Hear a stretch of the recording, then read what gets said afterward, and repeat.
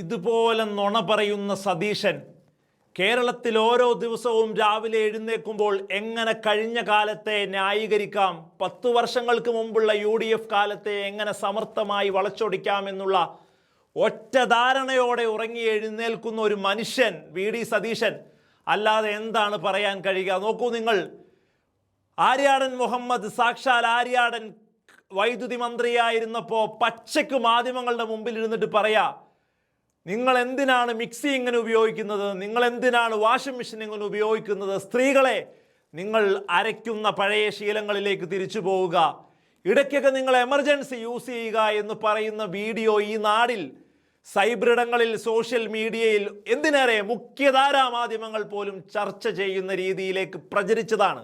അതിനെക്കുറിച്ച് ചോദിക്കുമ്പോൾ window corridor വന്നതുകൊണ്ടാണ്, വൈദ്യുതി കോറിഡോറിലൂടെ നമ്മൾ പുറത്തുനിന്ന് വാങ്ങാൻ തുടങ്ങിയത് കൊണ്ടാണ് ഇവിടുത്തെ ഇരുണ്ട കാലം അവസാനിച്ചത് എന്ന് പറയുന്നത്.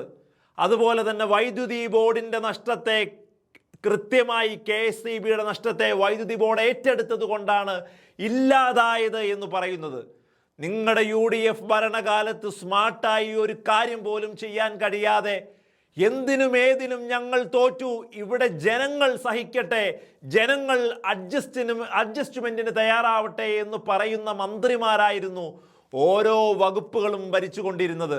അവിടെ നിന്നാണ് LDF മന്ത്രിസഭയിലെ ഓരോ മിനിസ്റ്റേഴ്സും എങ്ങനെയാണ് കൃത്യമായ ഇടപെടലുകൾ നടത്തേണ്ടത്, എങ്ങനെയാണ് ഓരോ വകുപ്പും ക്രോഡീകരിക്കേണ്ടത് എന്ന് കൃത്യമായി മനസ്സിലാക്കി ജനങ്ങളുടെ മുന്നിൽ 10 വർഷത്തെ പ്രോഗ്രസ് കാർഡ് അഭിമാന പരിസരം പുറത്തേക്ക് ഇങ്ങനെ വെക്കുമ്പോൾ ഒരു മനുഷ്യൻ വന്നിട്ട് വളച്ചൊടിക്കാൻ നോക്കുന്നു എന്നുള്ളത്.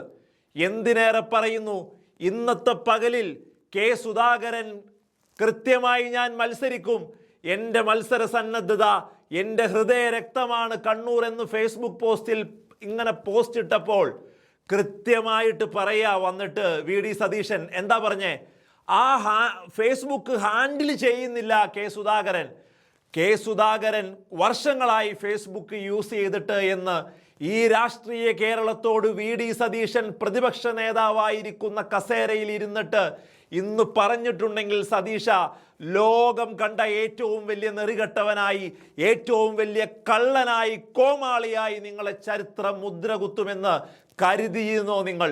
ഇത്രമേൽ വസ്തുതകളെ വളച്ചൊടിക്കാൻ വേണ്ടി നിങ്ങൾ എടുക്കുന്ന ബോഡി ലാംഗ്വേജ്, നിങ്ങൾ കൺസീവ് ചെയ്യുന്ന ആത്മവിശ്വാസം, ഇതുകൊണ്ടൊക്കെ ജനങ്ങളെ തെറ്റിദ്ധരിപ്പിക്കാമെന്നുള്ള ഒരൊറ്റ ധാരണയിലാണ് സതീശൻ മുമ്പോട്ട് പോകുന്നത്. സതീശൻ്റെ ഓരോ പോസ്റ്റിനും ഓരോ പരാമർശങ്ങൾക്കും താഴെ നിഷ്പക്ഷമതികൾ, ഈ നാടിനെ അറിയുന്നവർ വന്നിട്ട് പൊങ്കാലയിടുന്നതും അതുകൊണ്ട് തന്നെയാണ്.